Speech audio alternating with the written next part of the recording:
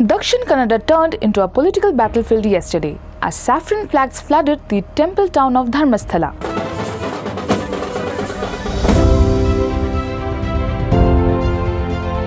ಆದರೆ SIT ಯಾರನ್ನ ಹಿಡಿತಾ ಇದ್ದಾರೆ? ಕೆರೆಯಲ್ಲಿರೋ ಮೀನುಗಳನ್ನ ಹಿಡಿತಾ ಇದ್ದಾರೆ, ಕುಂಟೆಯಲ್ಲಿರೋ ಮೀನುಗಳು ಹಿಡಿತಾ ಇದ್ದಾರೆ. ಮಾಡಲಿ, ರಾಜಕೀಯವಾಗಿ ಮಾಡ್ತಾ ಇದ್ದಾರೆ, ಮಾಡಲಿ. ಇದರಿಂದ ಅವರಿಗೆ ರಾಜಕೀಯ ಲಾಭ ಸಿಗ್ತದೆ ಅಂತೇಳಿ ಅನ್ಕೊಂಡಿದ್ದಾರೆ. ಅದು ಸಿಗೋದಿಲ್ಲ. ನಾವು ಆಗ್ರಹ ಮಾಡ್ತಾ ಇದ್ದೇನೆ, ಯಾವುದೇ ಕಾರಣಕ್ಕೂ ಮಾನ್ಯ ಮುಖ್ಯಮಂತ್ರಿ ಸಿದ್ದರಾಮಯ್ಯನವರೇ ನಮ್ಮ ಧರ್ಮಸ್ಥಳ ಚಲೋ ಹಗುರವಾಗಿ ತೆಗೆದುಕೊಳ್ಬೇಡಿ. ಧರ್ಮಸ್ಥಳ ಚಲೋ ಹಗುರವಾಗಿ ತೆಗೆದುಕೊಳ್ಬೇಡಿ. ನಾನು ಮಂಜುನಾಥೇಶ್ವರನಲ್ಲಿ ಪ್ರಾರ್ಥನೆ ಮಾಡ್ತೇನೆ. ಈ ತಲೆಕೆಟ್ಟ ಬುರುಡೆ ಯಾವುದು ಅಂತ ಹೊರಗೆ ತರುವ ತಾಕತ್ತು ಬುರುಡೆ ಸಿದ್ದರಾಮಯ್ಯನವರ ಸರ್ಕಾರಕ್ಕೆ ಇಲ್ಲ. ಅದಕ್ಕಾಗಿಯೇ ನಾವು NIAಗೆ ಕೊಡಿ ಅಂತ ಆಗ್ರಹ ಮಾಡಲಿಕ್ಕೆ ಬಂದಿದ್ದೇವೆ. ನಮ್ಮ ಪೊಲೀಸ್ನವ್ರ ಮೇಲೆ ನಂಬಿಕೆ ಇಲ್ಲ. NIA ಮಾಡಿ ಅಂತ ಹೇಳ್ತಾರೆ ಅಲ್ವಾ, ತನಿಖೆ ಮಾಡಿ ಅಂತ. ಇದು ತನಿಖೆ ನಡೀತಾ ಇರೋದು ಯಾವುದು? ಅವ್ರು ಕೇಳ್ತಾ ಇರೋದು ಯಾವುದು?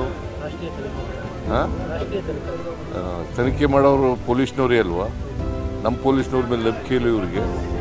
The BJP's massive show of strength clashed with Chief Minister Siddaramaiya's firm rejection of an NIA probe. The Dharmasthala Chalo rally was not just a protest, it became a high-voltage war of words between the ruling Congress and the opposition BJP. The Bharatiya Janata Party led the mobilization with Union Minister Prahlad Joshi, Shubha Karandlaje and State President B.Y. Vijayendra at the forefront. Karnataka Chief Minister Siddaramaiya stood strongly against the demand for an NIA probe. The BJP organized the Dharmasthala Chalo Namma Nadige Dharmasthala Dedege rally protesting what is called false allegations and a conspiracy against Sri Kshetra Dharmasthala. The party demanded that the SIT investigation into the alleged mass burial case to be handed over to the National Investigation Agency. The rally unfolded yesterday, Monday 1st September, with a massive public meeting at 2 p.m. The political storm centered on Dharmasthala, the iconic pilgrimage site in Dakshin Kannada district. Supporters poured in from across Karnataka in buses and private vehicles. BJP leaders claimed the SIT probe was being diverted and accused groups like PFI and SDPI of fueling the controversy. They alleged that the Congress government was shielding anti-Hindu forces. The party declared the rally as a fight to defend the sanctity of the temple. Organizers said more than 2,000 buses and 10,000 cars carried supporters into Dharmasthala. Special arrangements were made to accommodate nearly 20,000 people. Also, Chief Minister Siddaramaiya hit back, rejecting the BJP's demand for an NIA probe. He maintained that the SIT had full independence to investigate. He reminded that the BJP had once welcomed the SIT but now politicizing the issue, and questioned why similar cases were never handed to central agencies when the BJP was in power. BJP ಧರ್ಮಯಾತ್ರೆ ಮಾಡಿದ್ರು ಧರ್ಮಸ್ಥಳದಲ್ಲಿ, ಅವರು NIA ತನಿಖೆ ಆಗಬೇಕಂತ ಆಗ್ರಹ ಮಾಡ್ತಾರೆ. ಅದು ಧರ್ಮಯಾತ್ರೆ ಅಲ್ಲ, ರಾಜಕೀಯ ಯಾತ್ರೆ.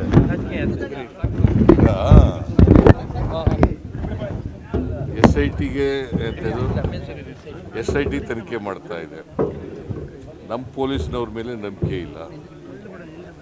NIA ಮಾಡಿ ಅಂತ ಹೇಳ್ತಾರೆ ಅಲ್ವಾ, ತನಿಖೆ ಮಾಡಿ ಅಂತ. ಇದು ತನಿಖೆ ನಡೀತಾ ಇರೋದು ಯಾವುದು?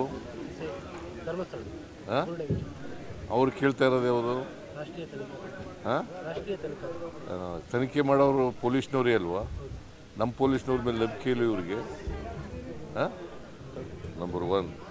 ನಂಬರ್ 2, ಬಿಗಿನಿಂಗ್ನಲ್ಲಿ ಇವರು ತನಿಖೆ ಮಾಡಿ ಅಂತ ಹೇಳಿದ್ರ? ಸ್ವಲ್ಪ ದಿನದವರೆಗೆ ತನಿಖೆ ಮಾಡಿ ಅಂತ ಹೇಳಲೇ ಇಲ್ಲ. ಆಮೇಲೆ ಡೆಡ್ ಬಾಡಿ ಸಿಕ್ಕಿ ಹೋದ ಮೇಲೆ ಶುರು ಮಾಡಿದ್ರು ತನಿಖೆ ಮಾಡಿ ಅಂತ.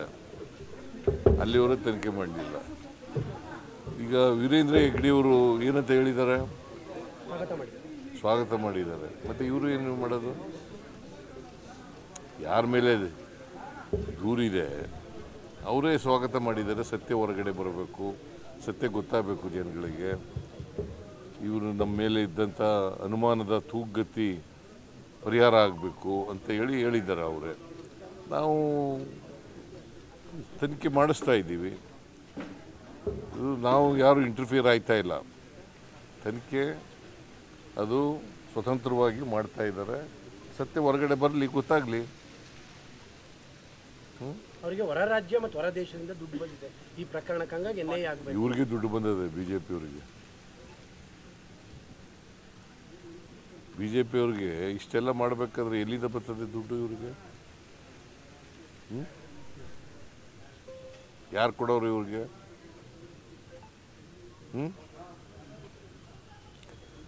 ರಾಜಕೀಯವಾಗಿ ಎಲ್ಲ ವಿಚಾರಗಳನ್ನು ರಾಜಕೀಯವಾಗಿ ಬಳಸಕ್ಕೆ ಹೋಗ್ಬಾರ್ದು.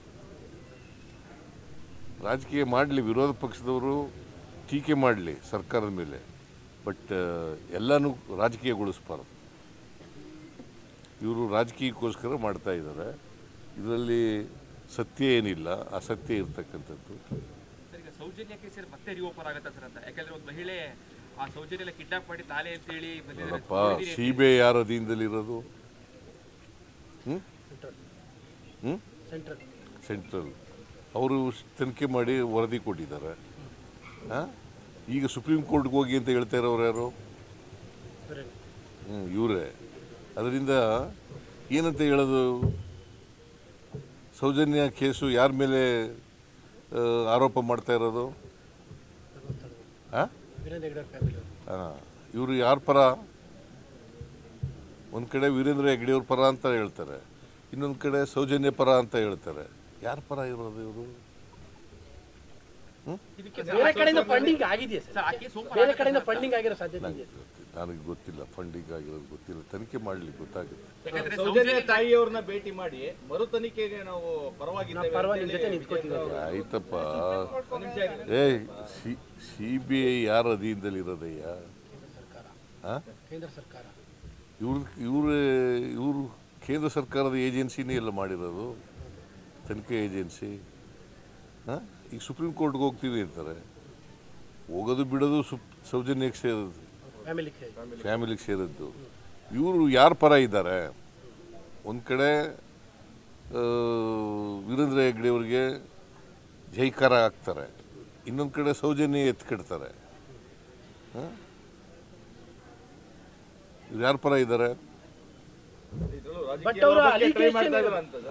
ಇದರಲ್ಲೂ ರಾಜಕೀಯ ಲಾಭವನ್ನು ಪಡೆಯಲಿಕ್ಕೆ. ಹೌದೌದು, ರಾಜಕೀಯದಲ್ಲಿ ಬೇರೆ ಏನಿದೆ ಇಲ್ಲಿ? SIT ತನಿಖೆ ಮಾಡ್ತಾ ಇದೆ, ಸತ್ಯ ಹೊರಗಡೆ ಬರಲಿ, ತನಿಖೆ ಮುಗಿಲಿ. ಬಟ್ ಅವರು ಒಂದಂತ ಮುಂದೋಗಿ ಚಿನ್ನೈನ ಕರ್ಕೊಂಡ್ ಬಂದಿರೋದೇ ಕಾಂಗ್ರೆಸ್ನವರು ಅಂತ ವಿಪಕ್ಷದ ನಾಯಕ ಷಡ್ಯಂತ್ರ ಅಂತಾರೆ. ಅಶೋಕ್ ಮತ್ತೆ ಪ್ರಹ್ಲಾದ್ ಜೋಶಿ ಅವರೆಲ್ಲರೂ ಕೂಡ. ನೀವು ಇದನ್ನೆಲ್ಲ ಕೇಳ್ತಿರಲ್ಲ, ಅವ್ರು ಹೇಳ್ತಾರೆ, ಅವ್ರು ಹೇಳೋದನ್ನೆಲ್ಲ ಕೇಳಬೇಕು ಅಂತ ಏನಿಲ್ಲ. ವಿರೋಧ ಪಕ್ಷದ ನಾಯಕ ಅಶೋಕ್ ಅವರು ಸೆಂಟ್ರಲ್ ಮಿನಿಸ್ಟರ್, ವಿರೋಧ ಪಕ್ಷ ನಾಯಕನಾಗ್ಬಿಟ್ಟ ತಕ್ಷಣ ಎಲ್ಲ ಕೇಳಬೇಕು ಅಂತ ಅವ್ರ ಅಲಿಗೇಷನ್ ಇದ್ರಿಂದ ಕೇಳ್ತಾ ಇದೀವಿ. ಏನು ಅವ್ರು ಅಲಿಗೇಷನ್ ಮಾಡೋದೆಲ್ಲ ಸತ್ಯನಾ? ಭಾಷಣದಲ್ಲಿ ಇಷ್ಟಿನ ಗಂಟೆ ಏನು ಹೇಳ್ತಾ ಇದ್ರು? ಅಸೆಂಬ್ಲಿಲಿ ಏನು ಹೇಳಿದ್ರು? ಅಸೆಂಬ್ಲಿಲಿ ಏನು ಹೇಳಿದ್ರು? ಅಸೆಂಬ್ಲಿಲಿ ಚರ್ಚೆ ಆಯ್ತಲ್ಲಪ್ಪ ಇದ್ರ ಬಗ್ಗೆ, ಏನು ಹೇಳಿದ್ರು?